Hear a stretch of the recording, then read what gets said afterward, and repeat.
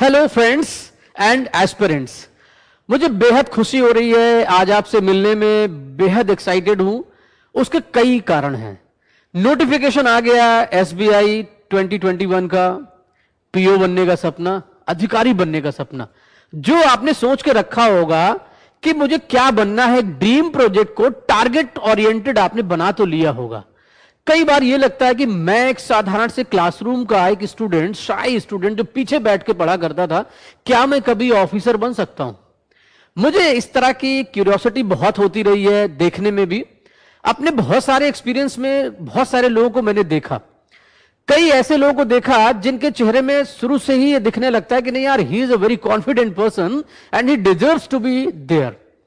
But कई बार एक चीज मुझे यह भी लगती है कि एक ऐसा नॉर्मल सा दिखने वाला बंदा जो कभी यह भी नहीं देखा है कि मैंने कैसे कपड़े पहने हैं, मेरा ड्रेसिंग सेंस क्या है, मैंने क्लासरूम में कैसे बैठता हूं, मेरा बैकग्राउंड क्या है, मैंने क्या पढ़ा हुआ है, टारगेट क्या ले रखा है। जब फैमिली बैकग्राउंड से किसी टारगेट की कोई उम्मीद भी ना हो कि वो ये भी बता सके कि आपको करना क्या है। बहुत सारी चीजें दिमाग में होती हैं, हर्डल्स आते हैं, फेस करते हैं, लेकिन एक टाइम के बाद एक टाइम आता है, कहते हैं ना हर चीज का एक अपना एक सुटेबल टाइम होता है। अगर आप ये सोचते हैं कि मेरा बेस्ट टाइम कब आएगा, तो मुझे लग रहा है if you are thinking about the best time, now this is your best time and that has been started. जब आप ऐसा सोचते हैं तो किसी भी काम को करने के लिए आपके अंदर का कॉन्फिडेंस ही नहीं बल्कि आपके अंदर की एनर्जी भी डबल हो जाती है। आज आपको एक ऐसे ही शख्स को रूबरू कराऊंगा, आपके सामने मिलवाऊंगा, जो ऐसे ही तमाम चीजों को आपके सामने रिवील करने जा रहे हैं, जिससे आपको भी ये लगे कि नहीं, अगर वहां बैठा हुआ बंदा जिसका आज मैं इंटरव्यू ले रहा हूं, ये शख्स अगर इस जगह तक पहुंच सकते हैं तो आप क्यों नहीं।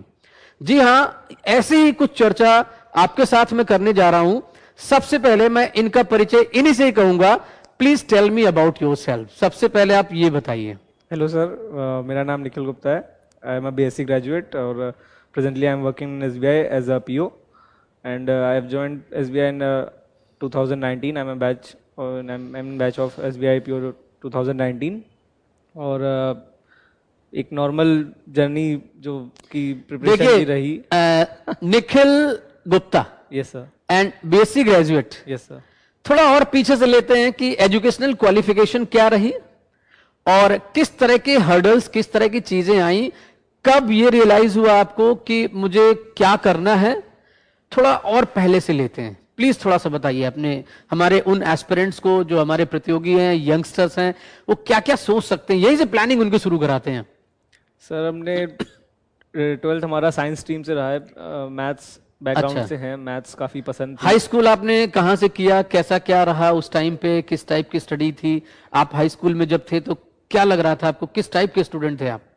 सर एक एवरेज स्टूडेंट जो कि हरदोई शहर से हमने 10th अपना कंप्लीट अच्छा, किया अच्छा, अच्छा, हाई हरदोई। यस सर, ठीक है। और वहाँ से जो है 10th तक भी जो है एक मैथ्स, एक छोटे पर से ही जो है एक पसंदीदा सब्जेक्ट था मैथ्स। क्यूरियोसिटी रहती थी, पसंदीदा सब्जेक्ट था, ये लाइन मुझे बहुत अच्छी लगी निखिल जी आपकी, क्योंकि मेरा मैथ्स पसंदीदा नहीं था। मैं मैथ्स में कभी अच्छा नहीं था।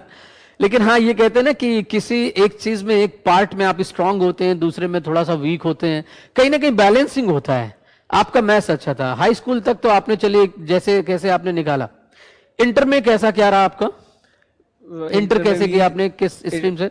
इंटर साइंस स्ट्रीम से ही था, लखनऊ से वो कंप्लीट किया हमने, और उसमें भी बाकी सब्जेक्ट्स अबव एवरेज थे। मैथ्स थोड़ा बेटर था, थोड़ी कुछ प्रॉब्लम्स इंग्लिश में रहती थी, और बाकी सब्जेक्ट्स फिजिक्स और केमिस्ट्री टफ पढ़ते थे। उसके बाद नॉर्मल हमने ग्रेजुएशन बीएससी लखनऊ यूनिवर्सिटी से कंप्लीट किया अपना, और वहाँ पे भी फिजिक्स, मैथ्स और कंप्यूटर साइंस सब्जेक्ट्स थे। और वो कंप्लीट होने के बाद, जब वो कंप्लीट हो रहा था ग्रेजुएशन में ही, तभी ये चीज़ आगे के लिए जब सोचना शुरू किया कि क्या करना है, तो बैंकिंग प्रिपरेशन के लिए सोचा। यानी हाई स्कूल से इंटर तक का सफर एक नॉर्मल सा ही रहा? Yes sir. इंटर में कभी लगा कि बैंक में जाना है इंटर तक, कि बीएससी में फिर जब पहुंचे तब ये रियलाइज हुआ कि नहीं कुछ करना है? सर मेनली ये चीज़ ग्रेजुएशन में ही थोड़ी सी क्लियर हो पाई। जब स्कूल तक तो एक लिमिटेड प्रोस्पेक्ट रहता है और एक विजन भी लिमिटेड रहता है, जब ग्रेजुएशन में आए एग्री, और एग्री। चीज़ें और लोगों को देखा और अच्छी जगह पे, तो जो है फिर ये लगा कि हाँ अब एक कोई direction just you realised in graduation कि you have to become a banker, am I right? Yes sir. Then BSc में ये चीज समझ में आ गई, और बीएससी मैथ्स भी था, यस सर। मैथ्स आपकी अच्छी थी, इंग्लिश में थोड़ा प्रॉब्लम हुई है, तो किस टाइप की प्रॉब्लम्स को फिर आपने कैसे सॉर्ट आउट किया कि बैंकिंग एग्जाम की प्रिपरेशन कहां से कैसे स्टार्ट करी, किस चीज को कैसे कितना टाइम दिया, टाइम मैनेजमेंट क्या रहा, ये थोड़ा सा बताएंगे आप?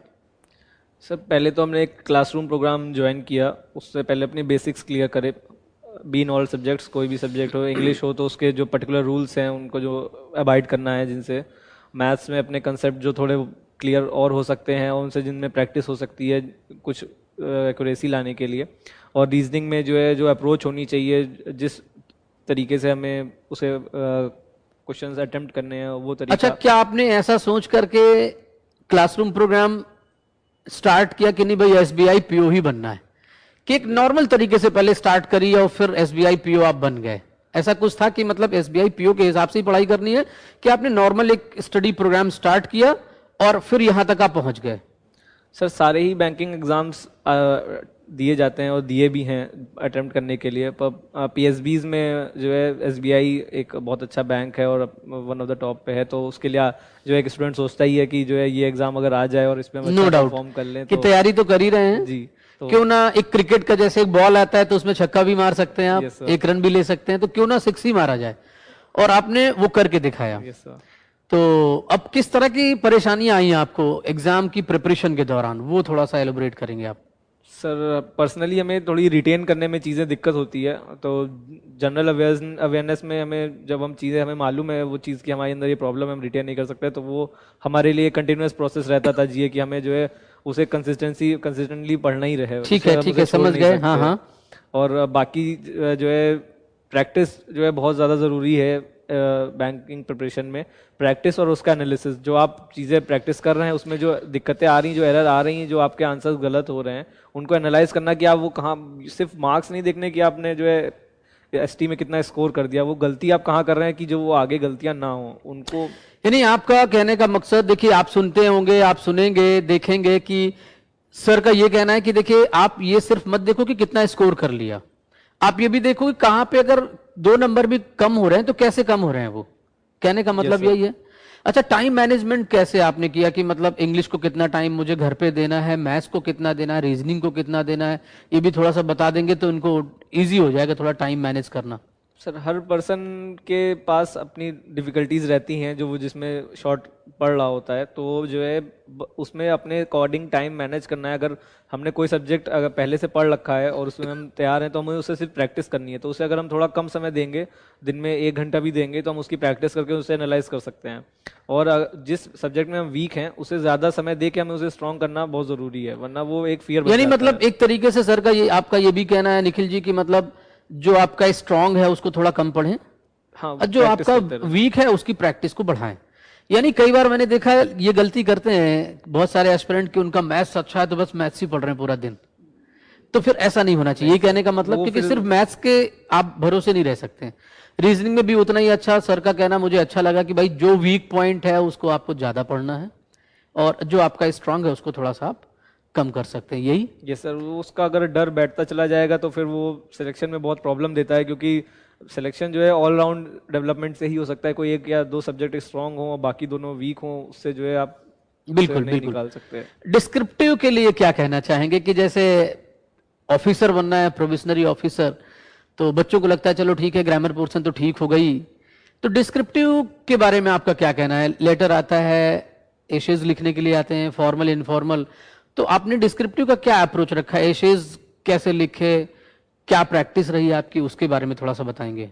ऐसे वहाँ पे आपको एक रफ शीट भी दी जाती है कि आप उस पर अपने आपने ऐसे पढ़ा या लेटर आपने टॉपिक देखा, तो एक तो पहली चीज़ उसमें जो है कोई भी उन्हें वो आपकी वोकैब नहीं चेक कर रहे हैं कि आपने बिल्कुल बड़े बड़े शब्द, भारी शब्द उसमें लिख दिए। वो चीज़ जो है उतना जो पहले आप अपना उस टॉपिक पे अपने थॉट्स क्लियर कर लें, उसको आपने एक लिख लिया कि आपका एक इंट्रोडक्शन पार्ट है, एक कंक्लूजन पार्ट है, बीच में बॉडी है, बॉडी में जो है आप अपना क्लियर कर लें कि आपको किन किन पॉइंट्स के बारे में डिस्कस करना है। वो बेसिकली ऐसे और लेटर से आपका एक थॉट प्रोसेस देखना चाह रहे हैं कि आपकी अप्रोच क्या है, आप कोई पर्टिकुलर टॉपिक के बारे में क्या समझते हैं और क्या आप उन्हें बताना चाह रहे हैं। वो अगर Exactly. जितना सिंपल और क्लियर रख सकते हैं उतना ज़्यादा बेटर रहता है। अपने नॉर्मल वर्ड्स, आपने अगर सेंटेंसेस अपने रफ में लिख लिए हैं तो उसके बाद आप जब टाइप कर रहे होंगे तो वो आप सेंटेंसेस आप फ्रेम कर लेंगे कि आप बेसिक क्या आप बताना चाह रहे हैं।